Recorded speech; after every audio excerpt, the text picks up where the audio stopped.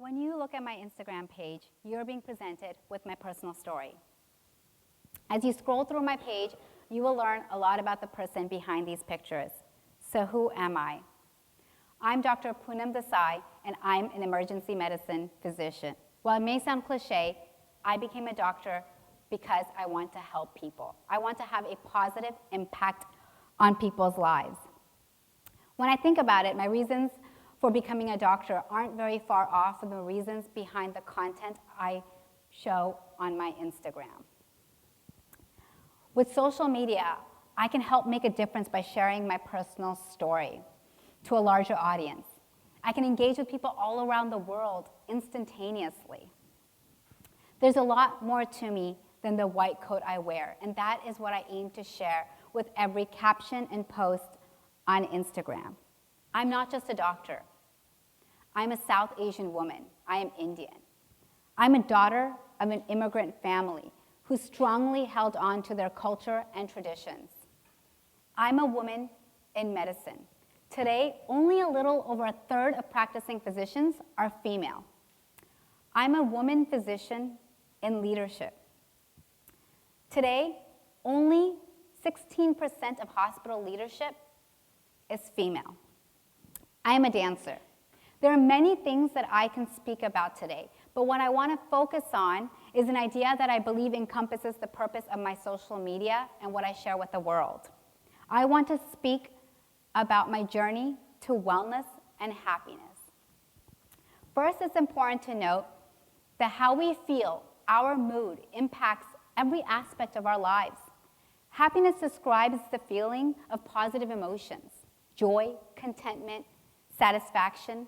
Research has shown a strong link between happiness and success. Happier students tend to have higher grades. Happier employees tend to perform better. Happier people tend to adapt healthier lifestyles. They work out more. They tend to eat more fruits and veggies. They have better sleep, which in turn leads to increased productivity, concentration, exercise performance, maintaining a healthy weight. In short, our psychological, emotional, and physical health are all connected. I spent a lot of time studying, working long hours in undergrad, med school, residency, fellowship, so that I could eventually be a capable physician. It wasn't until later that I realized I had spent so much time building my career that I hadn't really spent a lot of time finding a good partner or cultivating a healthy relationship. Sure, there were a few relationships, but they never worked out. Maybe because I wasn't emotionally and mentally available. Anyways, I had completed residency. I was almost 30 years old, and I was single. For the most part, I was content when I was single. I thought, I'll eventually naturally find someone. I was a fan of marriage. Research had long boasted the benefits of married life, from better health to happiness. And then there were times that I felt sad and alone. Friends around me were announcing engagements, they were getting married, they were having babies, and here I was, constantly being asked who I'm seriously dating, constantly being given unsolicited dating advice from my married friends as if I must be doing something wrong and that's why I haven't found someone. I had completed the arduous task of becoming a doctor, but all everyone seemed to care about is that I was the one always without a +1. I started to internalize all this. I started thinking, am I a failure? Did I do something wrong? At that time, I had a choice. I was going to either feel sad and hopeless, or I was going to feel sad and do something about it. So I grabbed my laptop and hesitantly created a profile on a dating site. Hesitantly because I never thought I'd have to look for love, and that too online. Well, guess what? I had bad dates. There are days I came home and I wanted to poke myself in the eye. There are days that I went on dates and thought, how could this be happening to me? To me. Well, eventually, on a dating app, I met a man that was right for me, a man that is now my fiance. And I share this story on social media, and I share this story today because I don't want anyone to feel the way I felt. When I was single and alone, I felt like I had failed. I felt like I must be doing something wrong. There must be something wrong with me that I can't find someone to love or be loved. And then I felt embarrassed that I had to look for love online. The thing is, I now understand that what was making me embarrassed and sad was that I had unhealthy expectations of myself, expectations that were not making me happy. The expectation was that I had to be married by a certain age. I had to be in a healthy relationship, and I had to find that person naturally. What I wish I had done back then was practice self-compassion. I wish I had shown myself empathy and told myself, girl, you don't have to be single and sad. You can be single and happy. It's okay to be single and to be looking for love. It is human to crave a romantic connection, thus it is okay to look for it. And if it doesn't happen naturally, it's okay to go online. Today, about 19% of engaged couples have met online. I did, and I'm so happy I did. So what I want to tell all the men and women in similar situations, be kind to yourself. Resist those negative feelings and practice self-compassion. Happiness is not only having healthy expectations of ourselves. Happiness is allowing ourselves to do the things we love. There's a common perception that people who pursue a career in medicine have to give up on their other hobbies and passions. We spend so much time volunteering, researching, studying, working, that at times we don't have time to do the things that we love. It is possible that many people don't. To be honest, I was almost guilty of giving up on the one thing that made me happy so that I can focus on the task at hand. For me, that one thing was dance. Dancing makes me feel alive. Dancing boosts my serotonin and my adrenaline. I feel connected to myself when I dance. That is why it is the one thing that I didn't give up at any point in my training.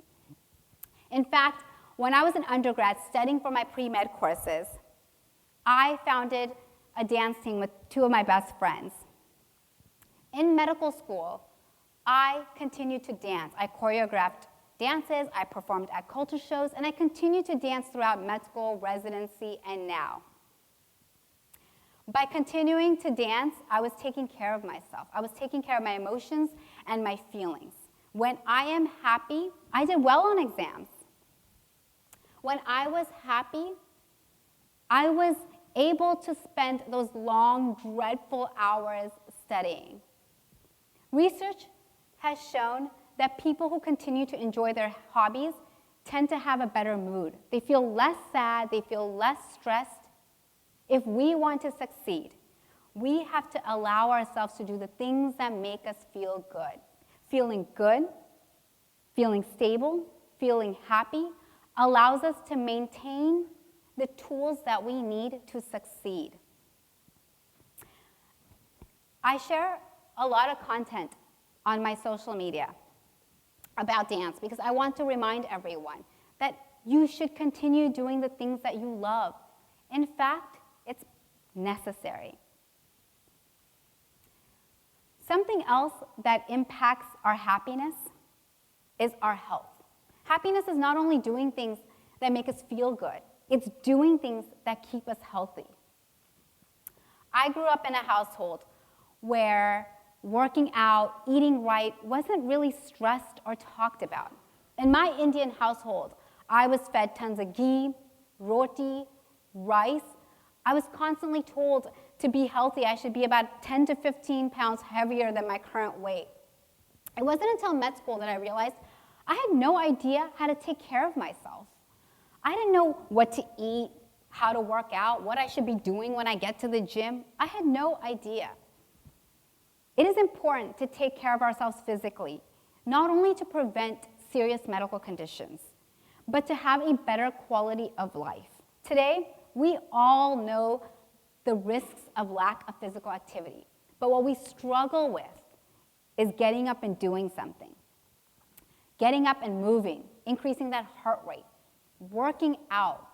What we struggle with is finding the motivation. It's connecting the line with what we know we should be doing and actually doing it.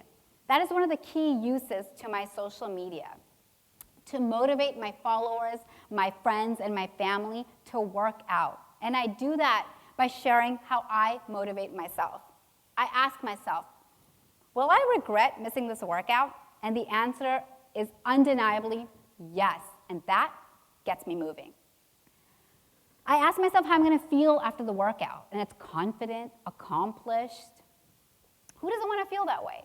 And that gets me moving. I create a schedule for the week of when I'm going to work out, and just checking that off gets me moving. I sign up for fun workout classes. I schedule workouts with friends. I find the motivation because I know if I want to take care of my patients, take care of my family, I have to first take care of myself. How can we do well on all the things we want to do well if our bodies are not well? This is an initiative of mine that extends beyond me on social media. I partnered with many fitness enthusiasts in medicine so that we can help motivate people. We understand that sometimes it's the lack of motivation that gets people from caring about their bodies. And so the goal was, your doctors are practicing what we preach, and so should you.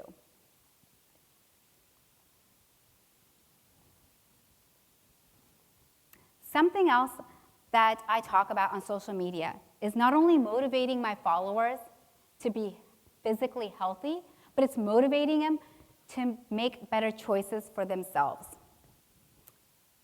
Trust me, I'm South Asian. I know expectations. And I know when you don't meet those expectations, how that can make you feel sad. It can make you feel alienated. I found myself in many of the following situations saying, yes, auntie, I will be a doctor or a lawyer. Yes, uncle, I know I'm getting old and I should get married. Yes, auntie, I know that my fertility won't last forever. I should have babies. I found myself in many of those situations. How many of us have faced those family friends, those peers, asking us questions like, what university will you go to? What career are you going to choose? When will you get married? These questions create expectations.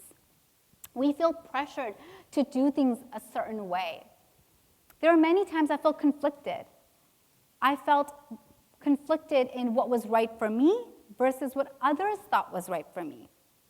These expectations block us from connecting with ourselves, from being able to understand what is it that we need without being told what we need. What is it that is right for us without being told what is right for us? I later realized that I was also part of the problem. I never said, hey, your comments, your questions are hurtful. I almost let their expectations guide decisions I was making for my life. What I should have said and never did was, this is my life. I will choose what I think is right for me. I will marry the person who I think is right for me. I will choose a career path that feels good for me. As I started talking about this on social media, I realized there are so many men and women out there who felt the pressure of doing things a certain way.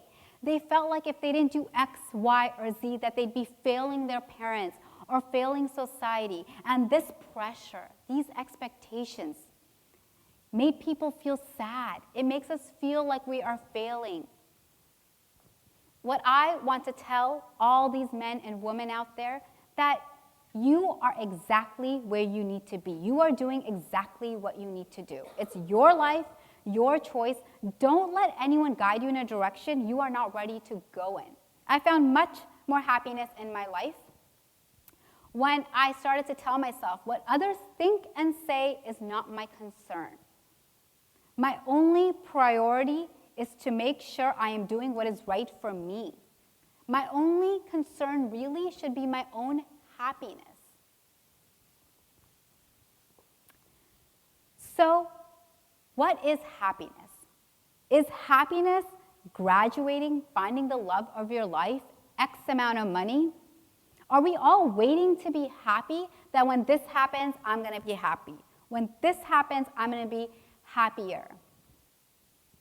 As a South Asian woman, I was raised in a culture where I believed happiness was doing everything and doing it all well. I was not only supposed to do well in school, in dance, in social situations, at chores, I was supposed to do all of that and do it all well. No, no, no.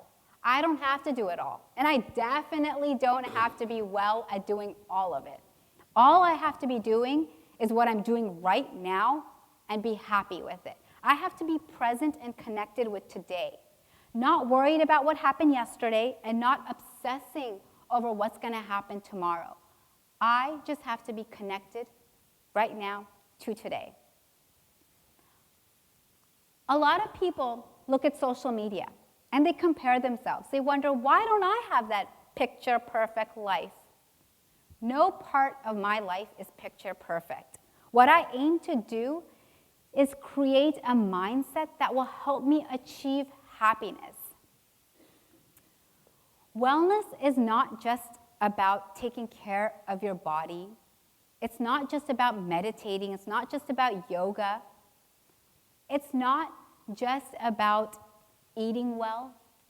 Wellness is a state of mind that allows us to delicately balance all the important aspects of our lives. So today, I urge all of you to ask yourselves, are you creating a mindset that will help you achieve happiness? Because every aspect of our lives is connected to how we feel. Thank you.